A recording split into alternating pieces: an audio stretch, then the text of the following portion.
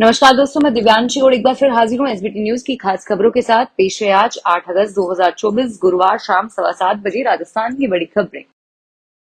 राजस्थान में मानसून की सक्रियता के बीच डीग में अजब घटना हुई जिसने सभी को चौंका दिया।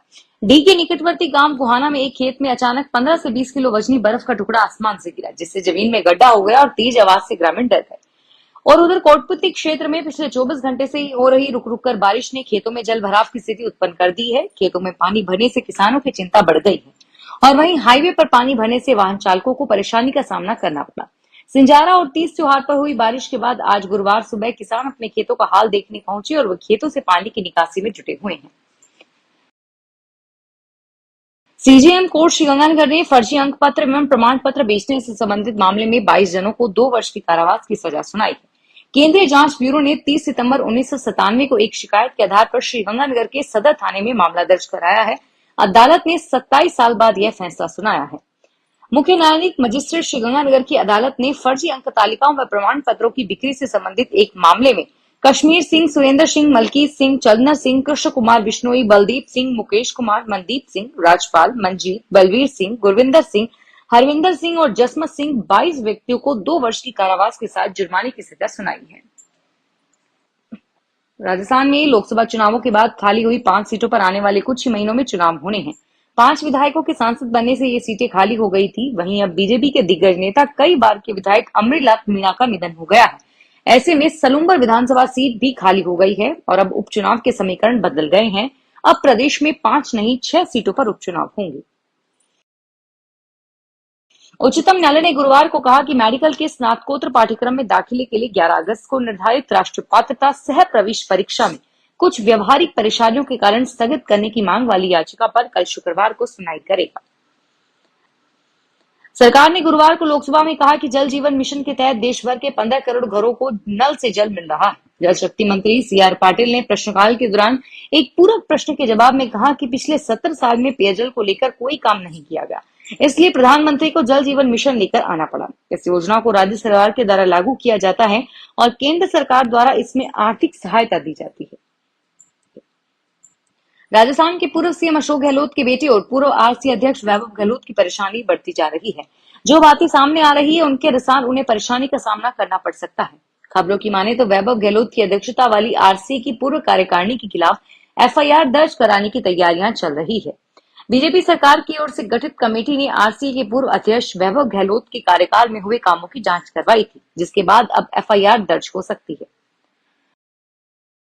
राजस्थान के किसानों को अब खेतों में लगी फसलों की गिरदावरी कर पोर्टल पर फसल का रिकॉर्ड दर्ज कराने के लिए पटवारी का इंतजार नहीं करना पड़ेगा।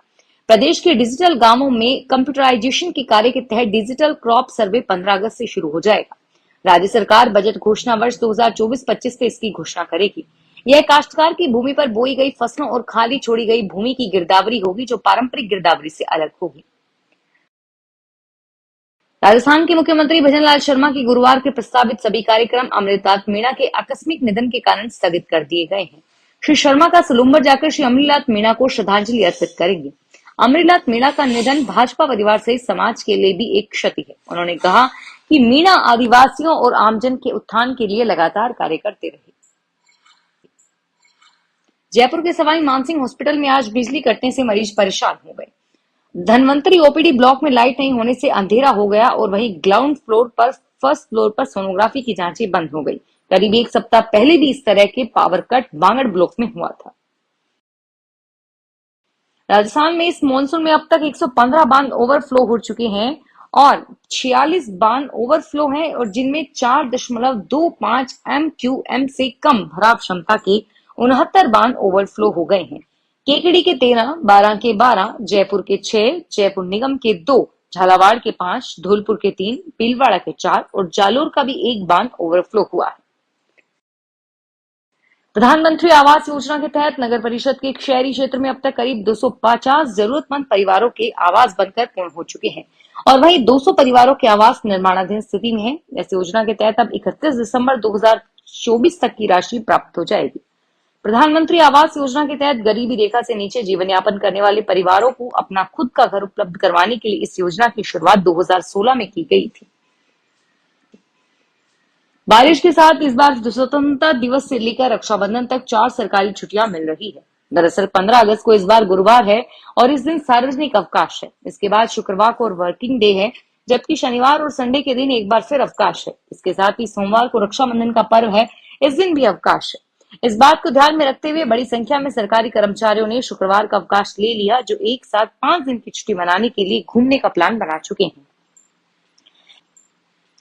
दिल्ली आबकारी नीति से जुड़े सीबीआई के मामले में मुख्यमंत्री अरविंद केजरीवाल की न्यायिक हिरासत को कोर्ट ने बढ़ा दिया है। राउज एवेन्यू कोर्ट ने केजरीवाल की न्यायिक हिरासत 20 अगस्त तक बढ़ा दी है। सुप्रीम कोर्ट ने 12 जुलाई को सीएम को अंतरिम जमानत दे दी थी और पीएलएम के तहत गिरफ्तारी की आवश्यकता के पहलू पर 3 सवालों पर विचार के लिए इस मामले को एक बड़ी पीठ को भेज दिया था। खाटू कस्बे के मास्टर प्लान को रद्द करने की मांग को लेकर आज खाटू कस्बा पूरी तरह से बंद रहा। यहाँ दुकान, होटल, रिक्शा, प्राइवेट स्कूल बंद है। हालांकि बाबा का मंदिर खुला हुआ है। महिला व बाल विकास विभाग की ओर से प्रदेश भर के आंगनबाड़ी केंद्रों में 5 वर्ष तक के बच्चों के आधार कार्ड बनाए जाएंगे। जयपुर निर्देशालय ने इस संबंध में सभी जिलों के दिशा निर्देश जारी किए हैं। राजस्थान प्रदेश में 62,020 आंगनबाड़ी केंद्रों के करीब 16 लाख पंजीकृत बच्चों के आधार कार्ड बनेंगे।